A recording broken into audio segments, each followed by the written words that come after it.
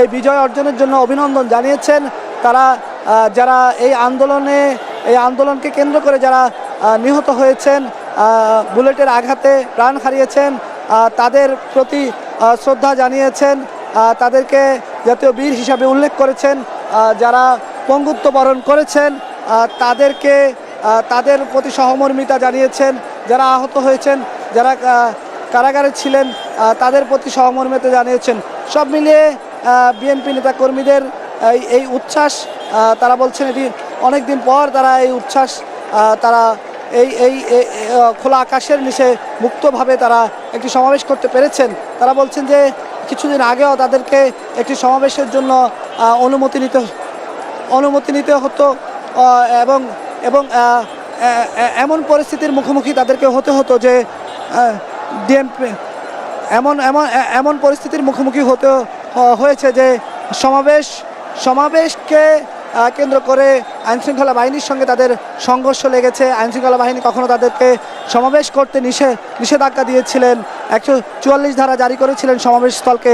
সেই জায়গা থেকে তারা আজকে মুক্ত আকাশে সমাবেশ করতে পেরেছেন। এই জন্য তারা উজ্জীবিত। তারা বলছেন তাদের রাজনীতির প্রাণচাঞ্চলতা ফিরে পেয়েছে। এই সমাবেশে আসলে কেউ ধারণাই করতে পারেনি যে বিএনপির চেয়ারপারসন তিনি অসুস্থ অবস্থায় আছেন এখনও। তিনি বলছেন যে দীর্ঘদিন তিনি আজকের এই সমাবেশ শেষে তার যে বক্তব্যটি এখানে প্রচার করা হয়েছে সমাবেশে, সেটি দেখে বিএনপির নেতাকর্মীরা অনেক উজ্জীবিত হয়েছেন। এবং আমি আবারও একটু বলতে চাই যে বিএনপির চেয়ারপারসন বেগম খালেদা জিয়া তিনি তার বক্তব্যের শুরুতেই তিনি যে দীর্ঘদিন অসুস্থ থাকার পর এই যে নেতাকর্মীদের সামনে বক্তব্য দিতে পেরেছেন, তিনি সেই জন্য আল্লাহর কাছে শুকরিয়া আদায় করেছেন। পাশাপাশি এই কথাটি আবার একটু জানিয়ে দিতে চাই যে তিনি বলেছেন যে তার দীর্ঘ কয়েক বছর ধরে যে কারাগারে তিনি ছিলেন, সেই কারাগারে থাকার কারণে নেতাকর্মীরা যে রাজপথে তার জন্য লড়াই সংগ্রাম করেছে, সেজন্য নেতাকর্মীদেরকে তিনি কৃতজ্ঞতা জানিয়েছেন। আজকে যেই গণ অভ্যুত্থানের মুখে আওয়ামী লীগ সরকারের বিদায় হয়েছে, সেই বিদায়কে কেন্দ্র করে তিনি অভিনন্দন জানিয়েছেন। একই সঙ্গে দেশ গড়ার কাজে সবাইকে মনোনিবেশ করতে বিএনপি নেতাকর্মীদেরকে তিনি নির্দেশনা দিয়েছেন। তার আগে বিএনপি নেতা তারেক রহমান প্রধান অতিথির বক্তব্য দিয়েছেন। প্রধান অতিথির বক্তব্যের শুরুতেই তিনি বিএনপি নেতাকর্মীদেরকে অভিনন্দন জানিয়েছেন। একই সঙ্গে বৈষম্য বিরোধী ছাত্র আন্দোলনের নেতাকর্মীদের কথা স্মরণ করেছেন।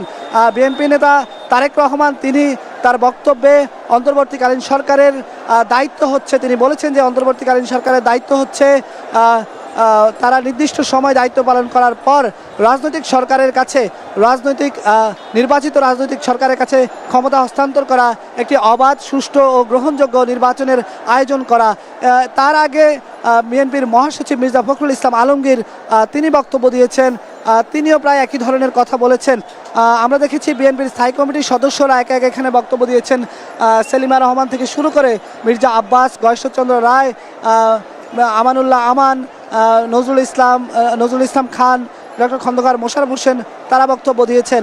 আজকের এই সমাবেশের আনুষ্ঠানিকতা কিছুক্ষণ আগেই শেষ করা হয়েছে, কিন্তু এখনও এই সমাবেশ স্থল লোকারণ্য হয়ে আছে, জনসমুদ্রে পরিণত হয়েছে এই সমাবেশকে কেন্দ্র করে।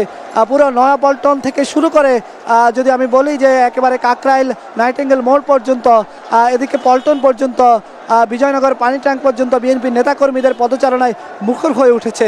একই সঙ্গে যদি তার বিপরীত পাশের কথা বলি, ফকিরাপুল পানি ট্যাঙ্কি হয়ে প্রায় মতিঝিলের কিছুটা কাছাকাছি চলে গেছে এই সমাবেশের কার্যক্রম। এবং এই সমাবেশকে ঘিরে আমরা দেখেছি সকাল থেকেই বিএনপির নেতাকর্মীরা রাজধানীর বিভিন্ন জায়গা থেকে পায়ে হেঁটে, পিকআপে, ভ্যানে যেভাবে পেরেছেন সমাবেশ শেষে উপস্থিত হয়েছেন। পাশাপাশি ঢাকার যে আশেপাশের জেলাগুলো থেকেও কিন্তু নেতাকর্মীরা এসে এই সমাবেশে যুক্ত হয়েছেন। কিছুক্ষণ আগেই সমাবেশের মঞ্চ থেকে বিএনপির নেতাকর্মীরা তারা কিন্তু মঞ্চ ত্যাগ করেছেন, যেহেতু সমাবেশের কার্যক্রম শেষ হয়েছে।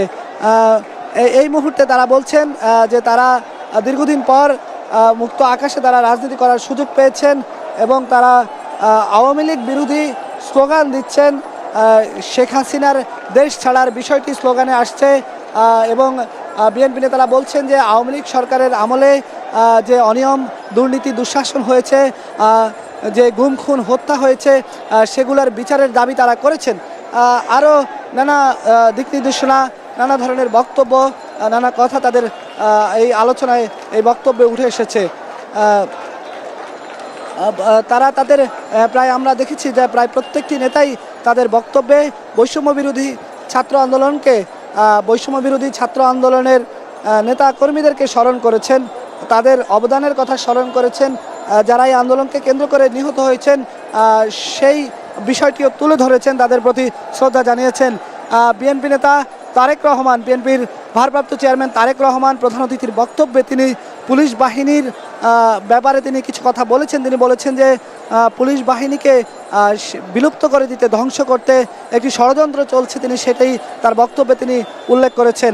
পাশাপাশি তিনি বলেছেন এখন পুরো দেশ জুড়ে বিজয় উদযাপন করতে গিয়ে কোনো ধরনের বিশৃঙ্খলা যাতে তৈরি না হয় সেই বিষয়ের প্রতি নেতাকর্মীদেরকে সজাগ দৃষ্টি রাখতে বলেছেন। তারা বলেছেন যে তিনি বলেছেন কেউ যাতে আইন নিজের হাতে তুলে না নেয়, সেটিও তিনি বলেছেন।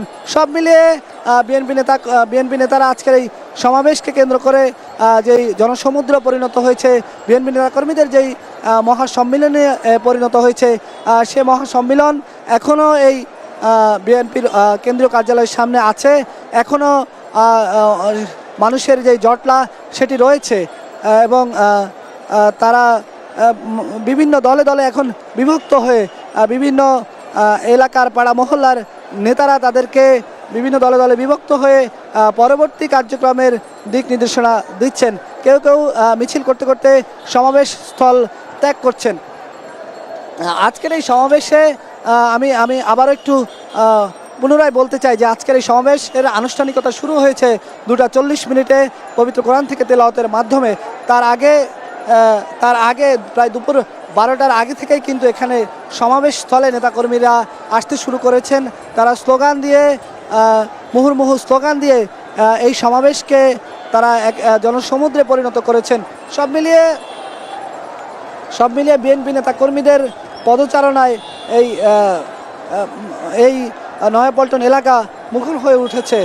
দীর্ঘদিন পর তারা বলছেন তারা মুক্তভাবে তাদের রাজনৈতিক অধিকার তারা ফিরে পেয়েছেন, তারা সেটি উল্লেখ করছেন।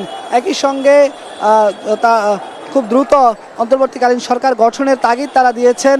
এই অন্তর্বর্তীকালীন সরকার গঠনের পর দ্রুত একটি নির্বাচন দেওয়ার দাবি তারা জানিয়েছেন, নির্বাচিত সরকারের কাছে ক্ষমতা হস্তান্তরের দাবি জানিয়েছেন। বিএনপির নেতাকর্মীদের বক্তব্যে যে বিষয়টি বারবার উঠে এসেছে সেটি হলো এই গণ অভ্যুত্থানকে কেন্দ্র করে যে আন্দোলনের মাধ্যমে পদত্যাগ করেছেন শেখ হাসিনা এবং দেশ ছেড়েছেন, সেটিকে কেন্দ্র করে কোনো ধরনের যাতে বিশৃঙ্খল পরিবেশ তৈরি না হয়, কোনো ধরনের কেউ যাতে আইন নিজের হাতে তুলে না নেয়, সেই বিষয়ে দৃষ্টি রাখতে বলেছেন। সব মিলিয়ে আমরা আজকে এই দুপুর থেকে এই সমাবেশকে কেন্দ্র করে আমরা এই নয়াপল্টন এলাকায় ছিলাম। আমরা বিএনপি নেতাকর্মীদের যে পদচারণা এই সমাবেশকে কেন্দ্র করে আমরা দেখেছি। বিএনপি নেতা তারেক রহমানের বক্তব্য আপনারা নিশ্চয়ই শুনেছেন, বিএনপি চেয়ারপারসন বেগম খালেদা জিয়ার বক্তব্য আপনারা শুনেছেন। তিনি তার বক্তব্যে বর্তমান রাজনৈতিক বিএনপি সমাবেশ থেকে যুক্ত ছিলেন বেলায়েত হোসেন।